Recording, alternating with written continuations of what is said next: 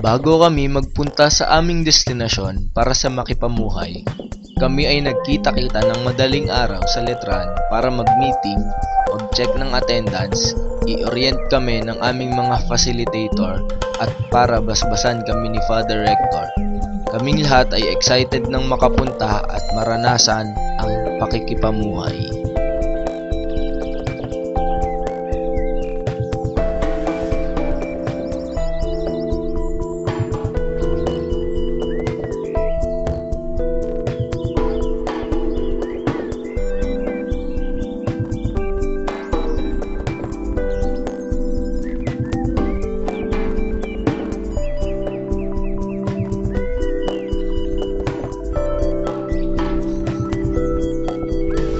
Unang araw ng pagdating namin sa Barangay Masinaw, kami ay pumunta sa Barangay Hall para ibigay ng aming facilitator ang bawat magka-partner sa kani-kanilang pamilya. Nakita namin ang masasayang muka ng aming mga naging nanay at tatay, gayon din sa aming mga naging kapatid. Nakipag-banding kami, tumulong kami sa gawaing bahay at sumama kami sa hanap buhay ng aming pamilyang tuluyan.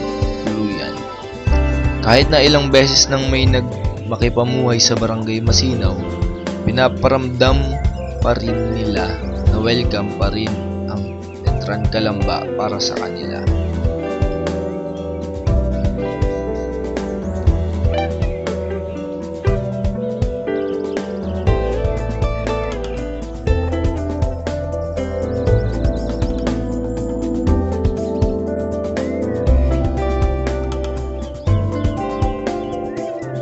Sa ikalawang araw, kami ay gumising ng maaga para tumulong sa paglilinis ng taniman sa may Barangay Hall. Naging madali ang trabaho nila sa pagtutulong-tulong naming lahat. Pagkatapos aming tumulong sa paglilinis, tinuruan naming mag-ehersisyo ang mga kabataang edad 4 pataas.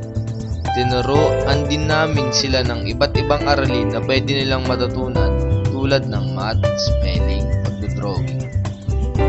Nang dumating na ang hapon, naghanda na ang lahat para sa Solidarity Night kung saan magtitipon-tipon ang lahat ng mga host family para makipagbanding at magpakasaya. Ang gabing iyon ay hindi lang mga bata ang nag-enjoy, kundi pati ang matatanda. Nabusog silang lahat sa hinanda naming sopas at tinapay.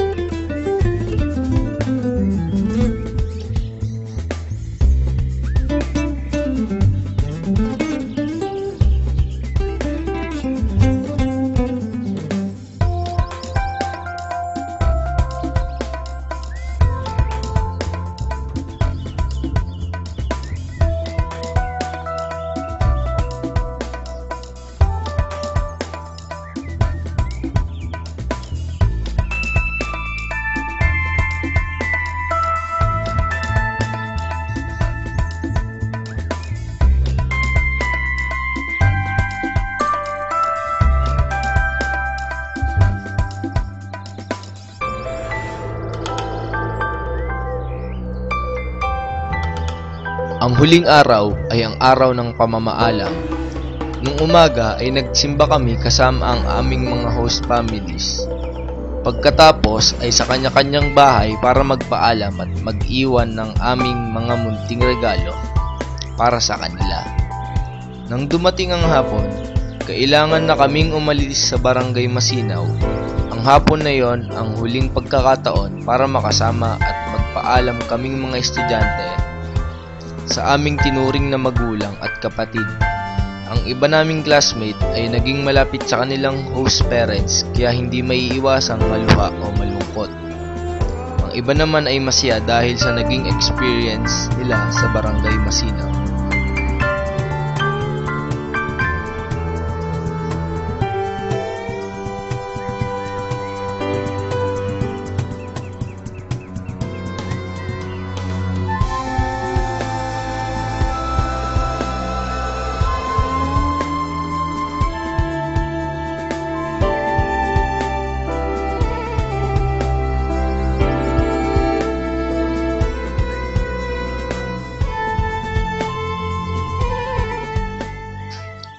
Ang Makipamuhay 18 ay isa sa mga hindi makakalimutang experience sa pag-aaral ng Soksay Mateo 4 dahil hindi lang grades ang makukuha mo kundi ang magagandang experience at mga bagong aral na matututunan. Kaming lahat ay nagkaisa para maging masaya at makabuluhan ang makipamuhay na ito. Dahil dito, nagkaroon kami ng mga bagong kaibigan, hindi lamang sa mga kapwa estudyante ng Letran, kundi sa mga mamamayan din ng Barangay Masinaw.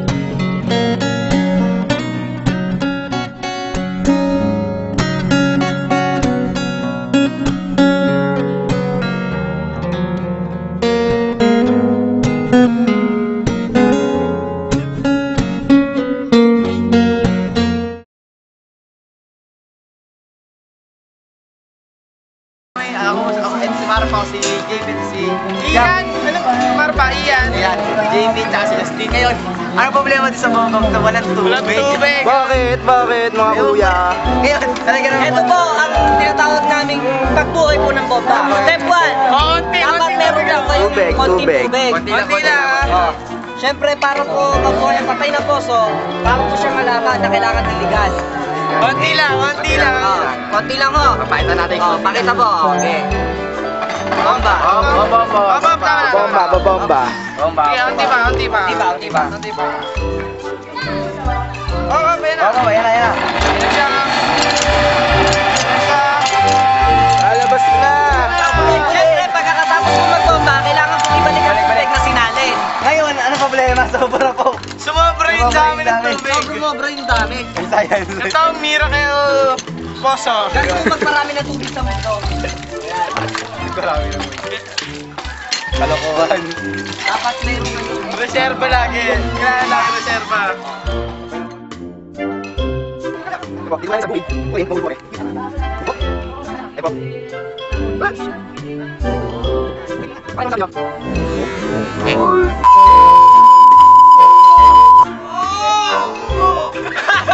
Oh, ayan! Tayo! Pare, Bomba mo! kamalasan po. Kamalatan! Okay, teacher mo na, baby.